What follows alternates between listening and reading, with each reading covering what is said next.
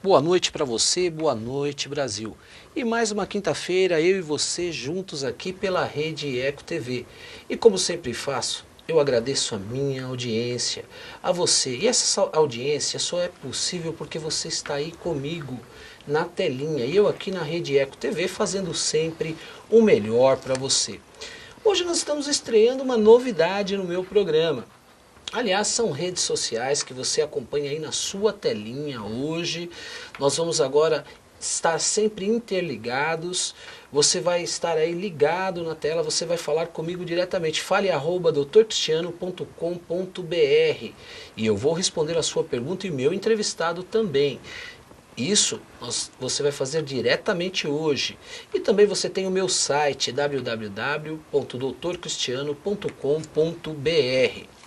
Nesta noite eu vou entrevistar um advogado da cidade de São Bernardo do Campo, o doutor Davanzo, doutor Luiz Ricardo Vasques Davanzo. Ele é vice-presidente da OAB da cidade de São Bernardo do Campo. Ele também já foi tesoureiro. Hoje ele é o atual vice-presidente da Ordem dos Advogados de São Bernardo do Campo. Tem uma grande trajetória, é um grande criminalista e também é um grande amigo. O tema do nosso programa hoje nós vamos falar sobre a aplicação de penas maiores. Será que diminui a criminalidade, diminui a violência? Então eu quero que você faça a sua pergunta. Fale @doutorcristiano.com.br. Está aqui comigo o doutor Davanzo. Doutor, boa noite, como vai? Tudo bem? Boa noite, doutor Cristiano. Tudo bem, graças a Deus. Obrigado por estar no meu programa, fico muito feliz da sua presença aqui hoje. Eu que gostaria de agradecer o convite, de mais uma vez poder estar aqui no teu programa, dizer que é uma alegria, em especial, pelo sucesso que o teu programa tem feito aí na nossa comunidade. Eu sei que a população em geral tem assistido, mas bastante no meio jurídico, né? É muito comentado o teu programa e é um prazer nós estarmos aqui. Para muitas pessoas talvez seja até novidade o sucesso, teu sucesso não só como advogado, mas como apresentador, né? A tua carreira como advogado, no caso da Naval, nós que fizemos pós-graduação juntos na FMU, então eu já percebi ali o teu talento como advogado. Mas te confesso que para mim não era surpresa também o talento como apresentador de TV, porque aquele profissional, o advogado que militante no tribunal do júri, né, em regra ele tem esse talento também para a televisão, para a apresentação de programas, né? Tanto que nós tivemos a oportunidade de participar junto do programa de televisão da Band, né? Aliás, Davanzo, a recíproca ela é verdadeira. Você que realmente também é um grande profissional do direito, um grande criminalista. Nós tivemos ali a felicidade, aliás, hoje nós vamos ter uma surpresa no nosso programa. Nós tivemos a felicidade de estarmos juntos na TV Bandeirantes, não é verdade? Muitos ali, naquele momento, perguntavam, olha, a TV é uma armação, tudo se monta. Na verdade, no programa da Band, no quadro do Quem Tem Razão, nós tivemos a grata participação, você me fez o convite, eu fui lá e participei, acabei ficando, né? Na verdade, e ali nós fizemos grandes debates. E muitos não sabiam, e a gente tomava conhecimento dos casos ali naquele momento. E para mim, como você disse, foi uma grata alegria e surpresa quando eu pude estar ali com você e presenciar também a sua forma de atuar como profissional, que isso reflete exatamente o seu dia a dia, a determinação. Davanzo, hoje o tema do nosso programa é o que eu acabei de fazer na minha chamada a respeito de penas. Nós temos vários crimes que ocorrem diuturnamente e que se destacam na mídia de forma constante. Tivemos o caso dos Nardoni, tivemos recentemente aqui no ABC o caso da Eloá, tivemos vários casos, o próprio caso de um crime assim de grande repercussão, que foi o caso até do Maníaco do Parque, que foi um envolvimento de outra questão, mas é um crime que serve também como exemplo. Eu pergunto para você, a pena, muitos juristas dizem que ela tem um efeito didático. Você acha que uma pena alta, ela serve como exemplo para outras pessoas não cometerem crime? Eu não, eu sou do entendimento exatamente contrário. Eu acho que para cada crime tem que ter uma resposta na mesma proporção. Ou seja, se tiver um crime, tem que haver a pena. Mas nós temos que analisar essa questão sobre a ótica de qual é a finalidade da pena. Qual a finalidade de se ter um castigo? Ela é retributiva? Olha, com o mal que você pagou, você vai receber um outro mal que seria uma pena? Então, é uma forma de castigo, uma retribuição? A pena é isso? Ou a pena tem o caráter de prevenção? Olha, vamos encarar a pena como algo preventivo. Uma pessoa cometeu um delito, por infelicidade cometeu um delito, foi presa, de repente foi solta e volta a cometer, então a pena, como caráter preventivo para excluir essa pessoa da sociedade, para que não volte a praticar reiteradamente delitos, eu acho que até é interessante. Mas a finalidade principal da pena mesmo é a ressocialização, é a volta do delinquente ao convívio social. Então é a reeducação daquela pessoa que teve a infelicidade de cometer um delito. Então, sobre a ótica da ressocialização, aumentar a pena não vai ajudar, muito pelo contrário, vai prejudicar. Casos históricos demonstram isso. Nós tivemos o caso do bandido da luz vermelha. A pena dele seria de perpétua, como no nosso país não cabe, ele cumpriu os 30 anos, a pena máxima que poderia ser cumprida no país.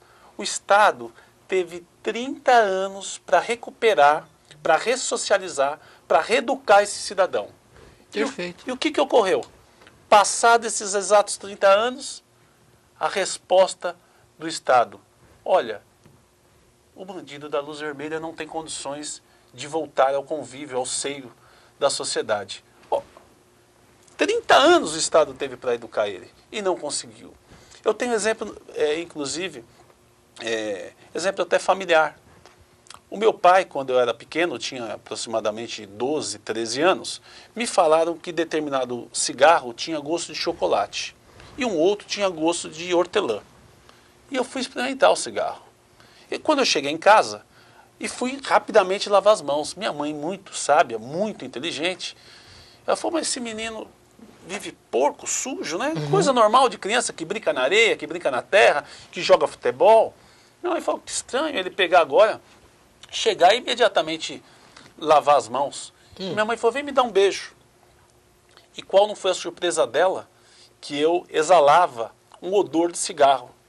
Chamou meu pai, conversaram comigo. E eu nunca mais coloquei cigarro na boca, e por causa desse ato do meu pai e da minha mãe, eu sequer um dia experimentei qualquer tipo de entorpecente. Então, trazendo para a questão de hoje, a atitude do meu pai e da minha mãe foi retributiva? Bateram em mim, colocaram de castigo, bateram na minha cabeça, puxaram a minha orelha, cortaram benefícios que eu tinha em casa? Não. De forma didática, educativa, me ensinaram que aquilo não era interessante. Perfeito. E dentro desse contexto, então, aquilo que quando alguém comete um crime, ele está envolvido de forma emocional dentro daquele contexto, ou mesmo aquele que sai para cometer um crime, ele não está pensando numa pena, não é isso também? Tem então, esse outro lado, não é? O grande equívoco da sociedade, porque a sociedade, eu aprendi nos bancos escolares que ela é amorfa, sem forma, e muitas vezes acéfala, sem cabeça. Então, existe um clamor público dizendo: ó, vamos aumentar a pena, que vai diminuir a violência, né? Isso. Aumenta a pena, diminui a violência. Só que essa regra matemática não é real. Porque se fosse, não teria... A cada dia a gente vê o avanço da criminalidade, mesmo se aumentando a pena. Quem vai sair para praticar um delito, se ele pensasse, ele não sairia. Então, quem pratica a pena, um crime, não pensa. Se ele não pensa para praticar o crime, ele também não está pensando na consequência. Porque quando ele vai sair para praticar o delito, se ele imaginasse que ele seria pego, ele não sairia. Então ele também não vai pensar na pena. Portanto, perfeito. Eu entendo que ser um equívoco, um erro, pensar que o aumento da pena vai diminuir a violência. Doutor Davanço, hoje nós estamos aqui com uma estreia de uma grande inovação no nosso programa, que é O telespectador ele fala diretamente conosco e faz a pergunta. Aqui, fale@doutorcristiano.com.br. Você faz a sua pergunta e eu faço aqui para o meu entrevistado. Vamos lá. O Silvio de Freitas, um grande abraço ao meu amigo Silvio de Freitas. Ele pergunta aqui, vamos lá. Boa noite, doutor Cristiano, mandando um abraço também para o doutor Davanzo. Obrigado. Pergunta, desarmar a população é uma saída eficaz para conter a criminalidade? Eu acho que desarmar a população, sim, é uma medida eficaz. Eu sou totalmente contra as pessoas acharem que o fato de estar andando armadas, as pessoas de bem, elas vão se defender. Não, porque no momento que acontece algum entreveiro, discussões de trânsito, briga entre casais, coisas podem acontecer, a pessoa estando armada vai facilitar, sim, a prática criminosa. Então, eu sou realmente a favor que as pessoas não andem armadas. E muito se discute a lei do desarmamento, que nós sabemos isso, provavelmente voltará essa discussão novamente. E muito se discute, vamos aumentar a pena àquele que porta uma arma de fogo. Também não é o resultado, aumentar a pena não vai reduzir a criminalidade, não é verdade? Que na verdade a arma de fogo, em regra, é um meio para outro fim, porque através da arma de fogo se pratica roubo armado, que é considerado grave. Através de arma de fogo se pratica homicídios. Então, já temos experiências aí de ter aumentado a pena com relação à arma de fogo, mas realmente não tem resolvido o problema da violência. Perfeito. Então nós estamos vivendo uma questão hoje, até eu sei que o senhor foi conselheiro da Ordem dos Advogados aqui na região, foi um conselheiro nomeado aqui na época pela Ordem dos Advogados. Hoje nós somos na região 16 mil advogados e não temos aqui um tribunal de prerrogativas. O senhor acha isso importante para termos aqui na região um tribunal de prerrogativas? Está se discutindo, né, em São Paulo a possibilidade de nós termos aqui um conselho de prerrogativas. Eu acho interessante. É lógico que o contato direto dos advogados regionalizado tem a dificuldade que, de repente, os advogados não vão querer tomar atitudes que vão desagradar magistrados, delegados, Ministério Público, promotores de justiça, aonde eles atuam profissionalmente. Então, esse é o único fato que eu vejo negativo. Só que é lógico que é necessário, porque havendo uma violação ao exercício da defesa dos direitos de um profissional, porque na verdade quando nós estamos falando de prerrogativas profissionais tem a imagem que é uma regalia do advogado. Não, na verdade não é nem do advogado, é o direito que ele tem enquanto defensor de exercer a ampla defesa do seu constituído, do seu cliente, do jurisdicionado como um todo. Então, nesse aspecto, eu acho interessante a descentralização. Nós temos aqui uma regional de prerrogativas. Por quê? Vamos supor que um advogado tentou tirar cópia de um inquérito policial num distrito policial ou quis ter acesso a um processo no fórum e não conseguiu. Nós tendo essa central, rapidamente vai ser acionada a comissão e rapidamente também o advogado vai ser assistido. Eu acredito que nesse aspecto é bastante interessante. Nós estamos falando, é óbvio que hoje nós estamos num bate-papo muito gostoso, falando a respeito dessa questão de diminuição e de aumento de pena, se diminuiria a criminalidade. Nós sabemos da sua posição, e aliás é uma posição até de uma questão de vários juristas nesse sentido. Hoje a mídia demonstra isso de uma outra forma, falando que tem que ter até pena de morte, que é uma discussão muito momentânea, e nós sabemos que isso envolve um aspecto até sociológico da questão. Mas dentro ainda desse tema que eu acho interessante, que é o da prerrogativas. Hoje, foi encaminhado ao Congresso Nacional, lá inclusive o próprio presidente do URSS falou a respeito disso, a respeito da criminalização de autoridades que quando cometem no exercício abuso de autoridades em relação ao advogado no exercício da função, de ser criminalizado. Como o senhor vê isso? E nós sabemos que está parado agora lá no Congresso, que por infelicidade o relator era o senador Demóstenes Torres, não é verdade? É verdade. Já existem, né, tipificações criminais para abuso de autoridade e tal. Agora vai ter, provavelmente, eu acredito que deva passar no Congresso, violação a prerrogativas passar a ser crime. Eu sou totalmente favorável, acho interessante, porque vai ter o caráter inibidor. As autoridades, sabendo que existe essa tipificação penal, vai ter o caráter inibidor. Já estamos tendo uma melhora às audiências na Justiça Federal, algumas na área trabalhista, nos fóruns estaduais na área criminal, estão sendo filmadas as audiências. Isso já tem inibido um pouco o acirramento dos ânimos entre os profissionais. Não só das autoridades, mas também por parte dos advogados, que a partir do momento que eles sabem que está sendo filmado, eles procuram se conter. Então, eu vejo de forma bastante interessante a criminalização, sim, das ofensas à prerrogativa profissional. Perfeito. É muito comum também, Davans, confundir o profissional do direito no exercício da sua função, nós estamos ainda falando da prerrogativa, com aquele que comete o delito. Por que eu falo isso? Eu queria até a sua opinião, porque eu sei que você é um defensor também da prerrogativa dos advogados, a respeito do caso dessa CPI, não é verdade? Como você vê exatamente essa questão? Um ícone da advocacia, Dr. Márcio Tomás Bastos, que está lá fazendo o exercício da advocacia, da defesa, e quando se coloca ali até o Congresso naquele sentido, atacando a própria Constituição. Como você vê essa questão?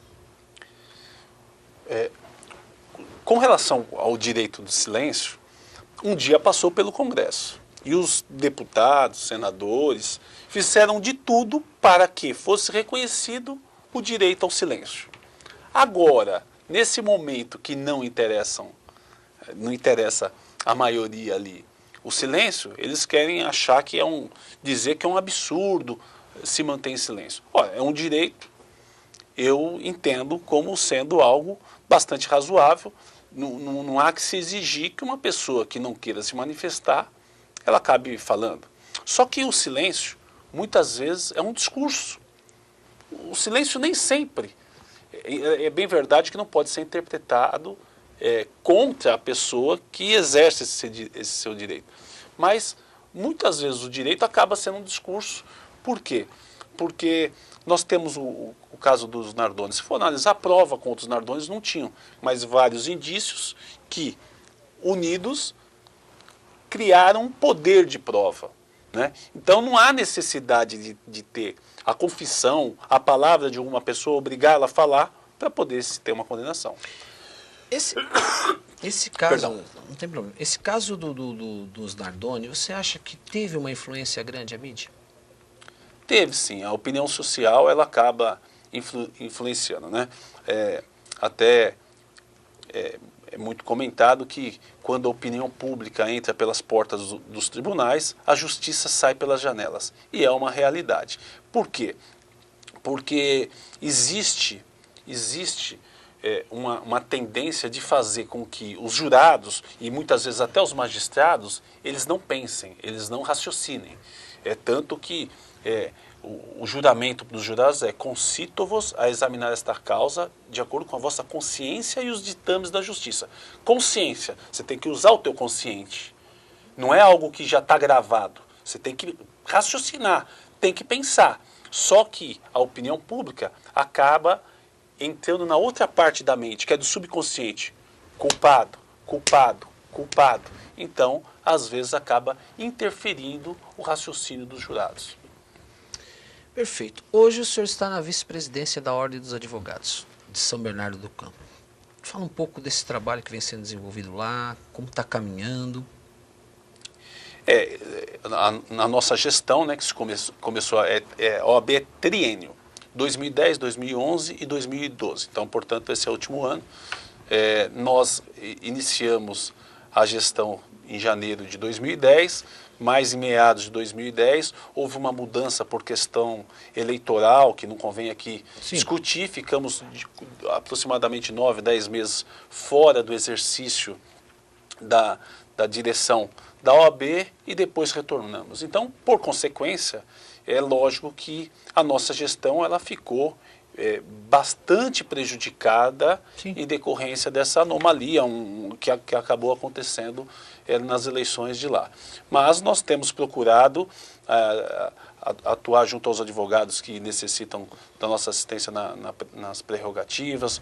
Nós temos feito com que as comissões elas acabem funcionando de forma harmônica. Tivemos a reforma lá do nosso auditório. Por um certo período não pudemos ter cursos, né? Nós agora já voltamos à rotina normal. Depois que ficou pronto o auditório também fizemos a acessibilidade, adequamos a lei aí ao direito, né? Da acessibilidade, colocamos um elevador lá. Então temos procurado desenvolver o melhor trabalho possível com toda a diretoria. Aqui, a participação do Edmar Luz, ele pergunta: um grande abraço para você e obrigado. Edmar Luz, da cidade de São Bernardo do Campo. Ele foi secretário de comunicação lá, o Edmar Luz, salvo engano. Um grande abraço para você, Edmar Luz. Senhores, boa noite. O que o Dr. Davanzo acha que pode ser feito para melhorar o atendimento da Defensoria Pública, já que muitas pessoas não têm acesso ao serviço de advogados particulares? Desde já agradeço. Eu que agradeço a sua participação. Doutor, ele faz essa pergunta, é uma pergunta interessante, é uma participação. Boa noite, Edmar Luz. Obrigado aí pela tua participação. Engraçado que hoje, coincidência, né, que hoje é o dia da comunicação social. O Edmar, como um jornalista, um homem da comunicação, foi nosso secretário municipal lá em São Bernardo do Campo. E obrigado pela participação e pela pergunta, que eu acho que é bastante interessante. E engraçado que ela vem encaixar, parece um complemento complemento do trabalho desenvolvido. O que ocorre com relação ao trabalho desenvolvido? Através de gestão da nossa diretoria e da nossa presidência, Dr. Leandro Pitino, nós estávamos fazendo um trabalho junto com a administração municipal, no início da nossa gestão em 2010, para que fosse implantado um convênio entre a OAB, administrado esse convênio pela própria OAB, onde os advogados inscritos poderiam prestar serviços para a comunidade carente, para aqueles mais necessitados, mas infelizmente já tinha até dotação orçamentária. Já estava bem encaminhado esse projeto, mas infelizmente foi exatamente no momento que nós fomos retirados da direção. E aí não pôde ser desenvolvido. Infelizmente não podemos concluir. Depois, quando nós retomamos, aí já não tinha o orçamento, já não tinha como voltar. Quem sabe nossa diretoria conseguindo estar à frente dos trabalhos da OAB na próxima gestão, a gente consiga. Olha, aqui há uma telespectadora que manda um grande abraço. Aqui, deixa-me ver, é a Joana Marta, da cidade de São Caetano. Um grande abraço para você, para a cidade de São Caetano do Sul. Ela pergunta: olá, doutor Cristiano, parabenizo pelo seu programa, também pelo seu site. Ela pergunta: doutor Davanzo, quais ações que a OAB de nossa região tem feito relativa à prevenção da violência? Então, a pergunta da Joana, eu agradeço a sua participação. A Ordem, ela sempre faz gestões também com as demais presidentes. Não é a função da nossa Ordem, né, desenvolver essa atividade, mas eu quero ouvir o doutor Davanzo também nesse sentido. Nós temos todo o interesse que diminua a violência, né? Então, esse trabalho tem sido desenvolvido na nossa cidade pelo CONSEG, pelo Conselho de Segurança, e a OAB tem um representante junto ao CONSEG para que realmente sejam tomadas atitudes, providências que diminuam a violência. Só para ter uma ideia, enquanto eu me dirigia aqui para a EcoTV, recebi uma ligação da nossa estagiária, a doutora Natasha, que acabou de ser assaltada, um assalto à mão armada, motocicleta. Então não quer dizer que nós somos advogados, que nós temos interesse que a violência, muito pelo contrário, que ela Sim. pode atingir até nós. A advocacia é um meio de pacificação social, né? E esse trabalho, como o doutor bem frisou, não fica ao encargo só da OAB. E aquilo, dentro do aspecto da pena, a violência é uma questão sociológica, ela é mundial, não é verdade? Dentro desse aspecto da violência, o que nós hoje estamos vendo, você acha, volto a falar, você acha que a mídia, com esses programas de forma que faz até provocativos, de forma absurda, que agride a nossa família, você acha que isso incita a violência? Olha, é o seguinte, eu entendo que a boca fala do que o coração está cheio, é bíblico, né? E a partir do momento que eu estou me alimentando de algo negativo, que é a violência, o meu reflexo vai ser como que eu vou responder? Com violência. Então, eu acho que realmente incita. É lógico que a sociedade tem o direito à informação, de saber o que está acontecendo. Mas muitas vezes a pessoa está lá assistindo e ouve um modus operandi da prática de um crime. Poxa, olha, quer dizer que fulano fez isso? Então talvez eu possa fazer também. Então eu entendo que não é ideal. Mas interessante, né? Mas interessante que é o tipo de programa que dá mais audiência. Doutor Avanzo, eu vou pedir um minuto para você, a gente já vai voltar já, você não saia daí, tá? Não saia da telinha que nós já voltamos já, um pequeno break. Olá, obrigado porque você não saiu daí comigo da telinha. E eu estou aqui com ele, doutor Davanzo, ele é vice-presidente da OAB da cidade de São Bernardo do Campo. Doutor, nós falamos a respeito do direito de silêncio e hoje muito se critica lá o nosso ex-ministro que está advogando, né, o Márcio Tomás Bastos, exercendo a função de advogado. A respeito, como é que o senhor vê essa questão? Às vezes se mistura a figura do advogado com a figura do acusado, né? Na verdade, a defesa é um direito consagrado constitucionalmente. E a defesa, ela é exercida através de um profissional, através do advogado, sendo que a nossa profissão, ela consta da Constituição Federal como sendo indispensável. Também consta do Estatuto da Advocacia da OAB que o advogado é indispensável à administração da justiça. Interessante, não é tipo, é vantajoso, não está escrito, é conveniente, tá? É indispensável. Ora, se é indispensável, não há como criticar um profissional, seja ele quem for, de defender uma pessoa, ainda que seja o crime mais bárbaro, ainda que seja algo que a sociedade repugne. Só que a aceitação ou não do caso vai de acordo com o sentimento íntimo do profissional, de acordo com os conceitos moral e ético por parte do profissional.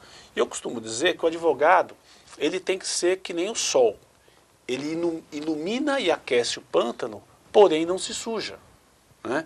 É que nem aproveitando os ensinamentos de Cristo, né? Ele não é a favor do crime, ele também odeia o crime, mas ama o pecador, porque ele tem o direito de defesa. Foi assim que ocorreu com Jesus, com Maria Madalena. Falou, vá e não peques mais. Perfeito. E já que o senhor ingressou a respeito nessa linha, qual a importância então da fé para se advogar, do homem em relação até exercer uma profissão como a de advogado? Porque nós sabemos que em Roma Antiga existia uma pedra chamada Tarpeia, né? E os advogados que assumiam a defesa do seu cliente, ele era jogado lá de cima. E se os deuses o socorressem e o salvassem ali naquela hora, ele estaria com a razão. Qual é essa definição? Por que eu digo isso? Ser advogado é muito difícil. É a questão de, como você colocou, se confunde muitas vezes a figura do advogado com aquele que cometeu o delito. Agora, nesta linha que você apresentou, qual a importância então do profissional que crê em Deus e tem essa fé? É importante? Não, com certeza. É lógico que no exercício desse mistério que é a advocacia, muitas vezes a gente acaba se decepcionando.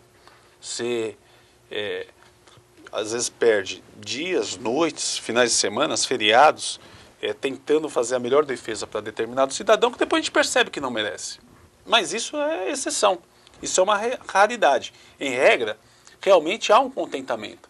Você perceber que investiu numa pessoa que está regenerada, que está recuperada. Então isso é muito gratificante. Questão da fé relacionada ao direito, eu me formei em 91. E eu tive um encontro com Deus, eu me converti de fato e de verdade no ano de 1997. E eu posso dizer que foi realmente assim um marco, um divisor de águas a partir do momento que eu me converti. Por quê? Eu passei a utilizar os princípios que eu recebo das autoridades espirituais, dos pastores, dos bispos, comecei a aplicar no dia a dia. Eu vou dar um exemplo. Em determinada oportunidade, eu vi uma pregação dizendo que Sansão tinha matado um leão sem ter nada nas mãos, sem ter nenhuma arma.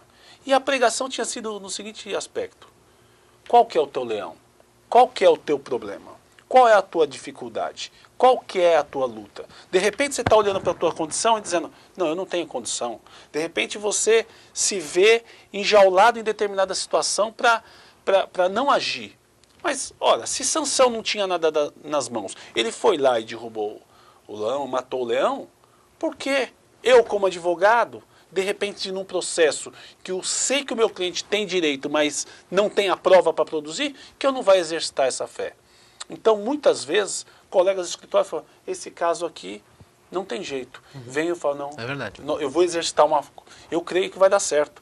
Nós estamos sem a prova, mas essa prova vai surgir, a outra parte vai fazer acordo, e aí a gente exercita a fé. Então, eu acho bastante interessante nesse aspecto. Outro aspecto que eu acho bastante interessante também é o da malandragem. Vou citar até um exemplo. Em determinada oportunidade, um cliente me contratou para extrair cópia na Justiça Federal de Santa Catarina. E ele queria que eu fosse extrair cópia em Santa Catarina. Antes de eu ter me convertido, eu teria aceitado a contratação, teria enviado um estagiário, tirava a cópia e trazia. Confesso até que houve uma voz dizendo para mim, faça isso, você vai economizar, ganhar dinheiro. Você se ocupa com coisas mais importantes, delega isso. Tirar cópia não é tão importante. Eis que vou eu a Santa Catarina tirar cópia por questão de fidelidade e vendo uma revista da empresa de aviação, no verso tem algumas piadas e eu leio a piada, eis que a piada foi a salvadora de um julgamento do júri em que um cliente nosso que estava preso aproximadamente 4 anos, num processo dúbio, que não se existia certeza que era ele era acusado de crime relacionado aos carecas do ABC, e a piada dizia o seguinte, que o delegado perguntou para o detetive, alguma prova sobre o crime? E o detetive falou assim, nenhuma, doutor. Aí o delegado ficou inconformado, nenhuma? Falou, na dica de nada. Aí o delegado pergunta, mas nem um fio de cabelo? Aí o detetive fala, nem um fio de cabelo. E o delegado fala, prenda o careca. Então o crime era do careca do ABC. No final utilizei uma piada, lógico que houve toda uma argumentação. E eu tenho certeza que eu entrei naquele avião só para pegar essa piada, para ilustrar os fatos, para ajudar na absolvição do nosso constituído. Por que eu até perguntei isso e eu vi a sua resposta nesse sentido, que eu acompanhei alguns depoimentos seus, inclusive pelo YouTube, né, a respeito, falando da importância da fé e da modificação, né, da sua vida nesse sentido.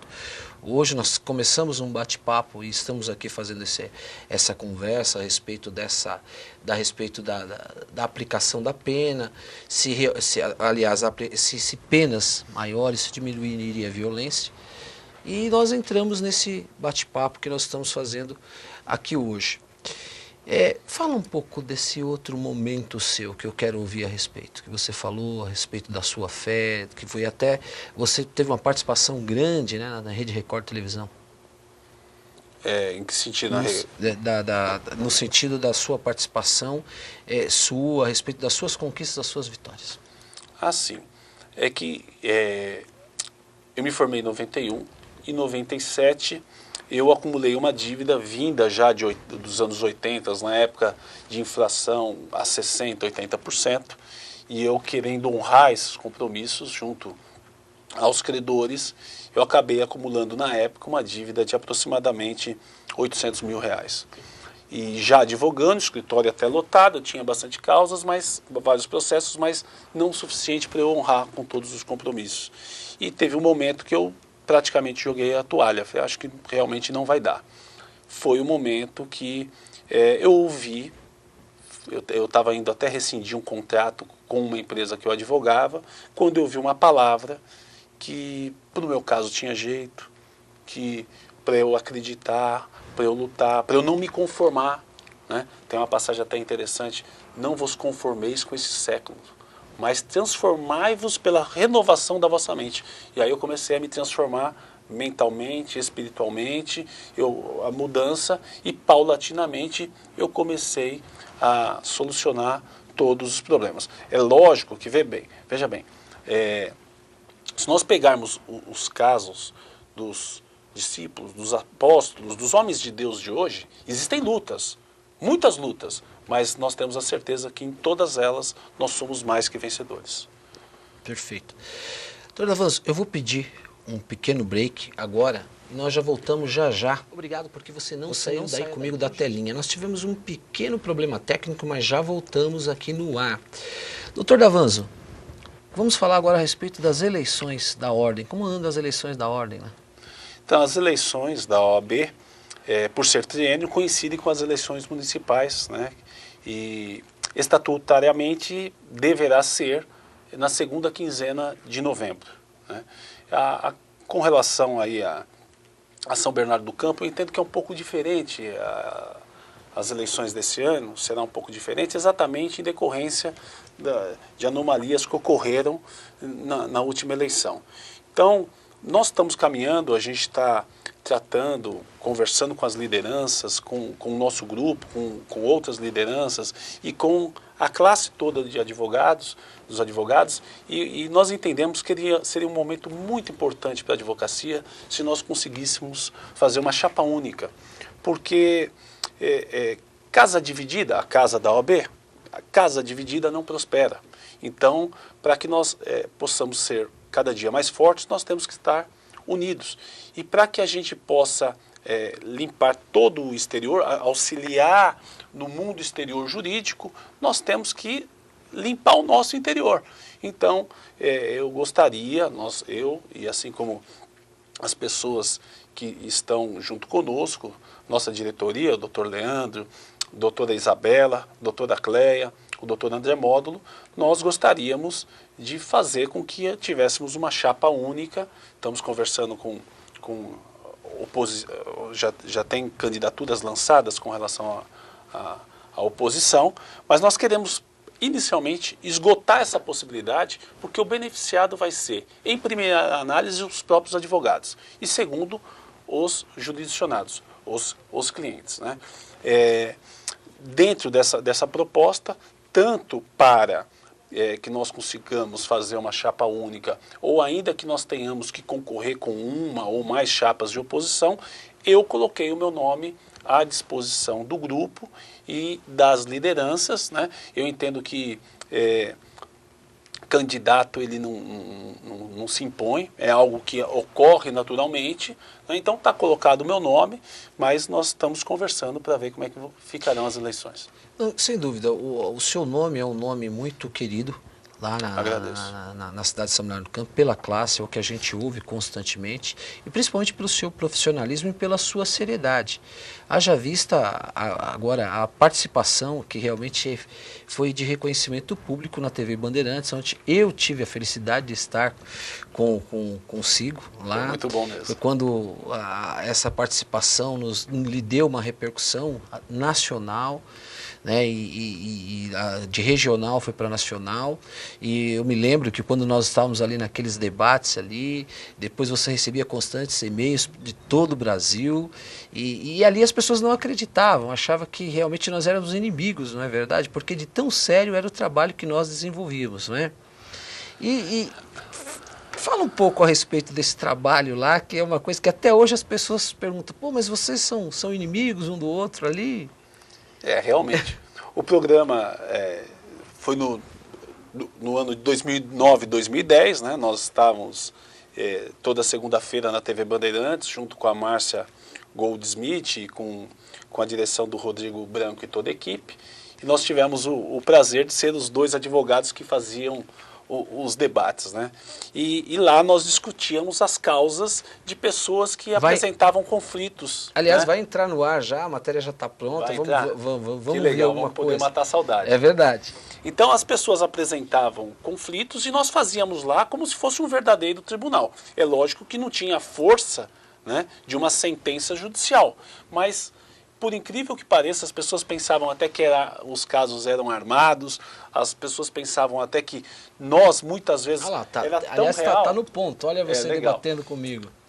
Então, parecia tão real, né, que as pessoas achavam que nós não nos entendíamos. Simplesmente eu defendia a minha tese, o doutor Cristiano defendia a dele, e aí tinha os jurados, né, que julgavam.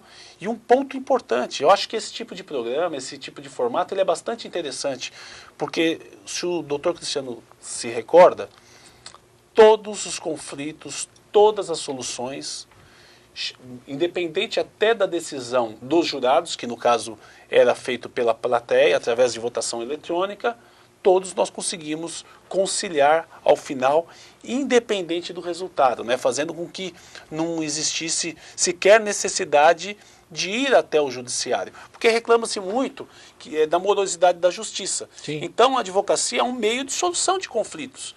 E esse formato de programa estava sendo muito bem utilizado. Eu me recordo até que houve o aumento de 100% na audiência nas segundas-feiras da TV Bandeirantes, mas por questões depois, outras que nós desconhecemos, acabou saindo do ar esse tipo de programa. Quem sabe um dia possa voltar e de repente até nós sermos presenteados e estar novamente debatendo temas jurídicos na TV. E eu me lembro de uma participação que foi até interessante, um debate, né, que você citou até uma passagem, não é verdade, do Samuel, né, da história, não, de Samuel não, de Moisés, né, eu lembro. Do cesto de Moisés. Porque, coincidência, a parte que estava... A discussão era a guarda de uma criança e o nome coincidia, né, com a Diana, e nós encenamos lá, na oportunidade, apresentando o cestinho, dizendo que, no caso, a pessoa que eu defendia, ela foi obrigada a colocar a criança, a filha, nas mãos da avó paterna e do avô paterno, como ocorreu no caso histórico e bíblico de Moisés, Sim. que a família, contra a sua própria vontade, mas que não fosse morto por ordem do rei Herodes, foi obrigado a colocá-lo no cestinho, por isso que o cestinho até hoje chama Moisés, colocá-lo no rio. Né? E esse caso, eu me lembro, olha, que tá aparecendo na tela, 50 anos do casamento, depois que o pai, morreu, né? E a esposa depois queria os direitos, que foi realmente um debate muito interessante que nós fizemos nesse dia. Nesse caso aí é realmente a questão envolvendo lá um imóvel na Baixada Santista, onde o doutor estava defendendo o filho e eu defendia a ex-esposa, a ex-companheira, que na verdade não é a mãe, né, do teu defendido lá. E eu me lembro aquela vez que o pessoal, que nós saímos da TV Bandeirantes, né, e tinha muitas pessoas que veio cumprimentar você pelo êxito daquele julgamento, né, que foi um caso que o pessoal tinha ido até de van para aguardar lá. Foi o caso do Rio de Janeiro, de uns quadros também que houve, né, salvo engano foi isso, e foi a família toda lá, que ele conviveu com ela, era um rapaz jovem, depois... Lembra desse caso? Lembro desse caso, sim, era uma senhora de aproximadamente 50 anos e um rapaz de 20 e poucos anos, né? Isso. Eu defendi o rapaz de 20 e poucos anos, que eles tinham separado, e na separação havia discussão com relação à partilha de bens e direitos, né?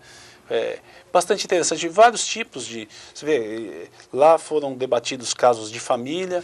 Casos relacionados a bens, posses, propriedades, né? Diversos tipos de discussões. E a Márcia Goldsmith realmente num talento assim, é uma pena que ela esteja fora da TV brasileira hoje. Né? Por onde anda a Márcia?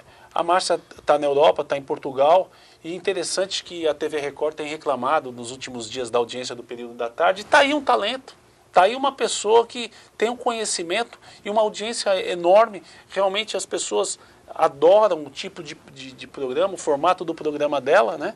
E é uma pena que ela hoje não esteja no ar, mas quem sabe aí a TV Record ou uma outra emissora aí vá buscar esse talento. Não, e sem dúvida, isso é fundamental. Aliás, eu digo isso, nós demos uma grande contribuição, foi aquilo que você falou, foi inovador. Né? O Brasil inteiro realmente mandava e-mails para a TV Bandeirantes, com vários casos de grande repercussão, e até fazia menção, né? Uns faziam menção, olha, eu quero o Dr. Davanzo, eu quero o Dr. Cristiano, né? Me davam os casos piores, viu? Eu reclamava com a Camila, com a Vívia, com a Renata Pinto, com a Alegria, as assessoras lá, que geralmente davam os casos mais difíceis para mim e os mais fáceis para o Dr. Cristiano, né? Mas realmente é uma família, um grupo muito bom foi formado naquela época, né? Mas dado a sua capacidade, o seu talento, isso realmente é indiscutível, né? E eles falam, vamos passar esse caso mais difícil para o Dr. Davanzo, né? Para ver que vai dar um debate acalorado. Não é, o doutor também é bastante talentoso. Davanzo, nós estamos caminhando para o final do nosso programa. Eu queria que, deixando aqui um espaço para você fazer uso da palavra, eu quero desde já te agradecer pela sua presença no meu programa, Dr. Cristiano, para você. As portas do meu programa estão sempre abertas para você. Desejo desde já sucesso na sua empreitada. Como eu havia dito a respeito, lá hoje é voz corrente, o trabalho que como profissional desenvolve. E os profissionais, eu sempre digo isso, o homem faz seu caminho andar. Então o caminho que você trilhou na profissão é reflexo hoje do seu sucesso e desse reconhecimento que está caminhando com certeza para uma grande vitória. Então eu quero já desejar te agradecer, fazendo aqui... Eu que agradeço, Cristiano, pelo convite e pela oportunidade. Quando nós falamos a verdade salta aos olhos, você sabe disso, que eu sou um homem extremamente sincero naquilo que falo. Então, deixo para você as recomendações finais.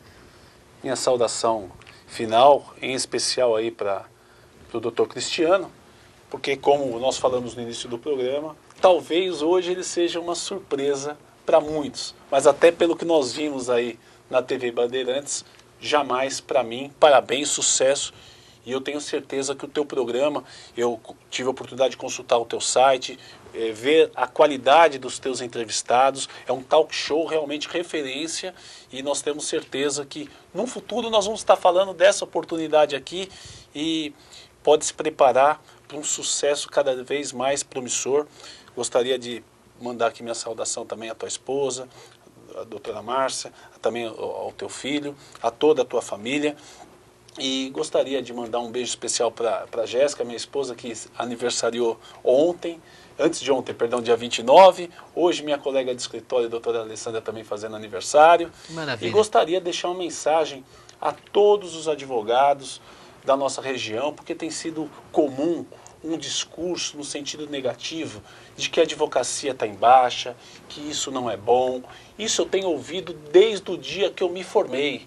E para poder finalizar, eu vou deixar um exemplo, que eu fui no estádio do Morumbi em uma certa oportunidade, assistir um jogo do São Paulo, do time o qual eu torço, e estava calor e vinha um sorveteiro carregando um isopor cheio de sorvetes, pesado, e dizia, ó sorvete, ó sorvete. E de repente caiu uma bela de uma chuva. Minutos depois passava esse mesmo vendedor dizendo, olha a capa, olha a capa. Olha que visão de uma pessoa simples, um batalhador, para conseguir conquistar o pão e levar para o seu lar. Nós advogados também temos. Hoje nós não ganhamos dinheiro com liberdade provisória, com divórcio, com separação, com inventário, não é como antes. Mas vamos estudar, existem outras matérias, outros assuntos, temos relacionados aí à ecologia, estamos na EcoTV, temos vários assuntos que dá para o advogado se especializar e ganhar dinheiro. Muito obrigado pela atenção, sucesso e Deus abençoe. Eu que agradeço a sua participação, meu amigo, e como eu disse, o programa Dr. Cristiano para você está de portas abertas e sucesso. E está sempre aberto aqui o programa para você. Eu quero agradecer você que esteve comigo nessa quinta-feira, mandando um grande abraço especial e um grande beijo para a Jéssica. Feliz aniversário, Jéssica, e para a colega também lá do Dr. Davanzo. Que Deus abençoe vocês duas e até a próxima quinta-feira, se assim Deus nos permitir. Obrigado.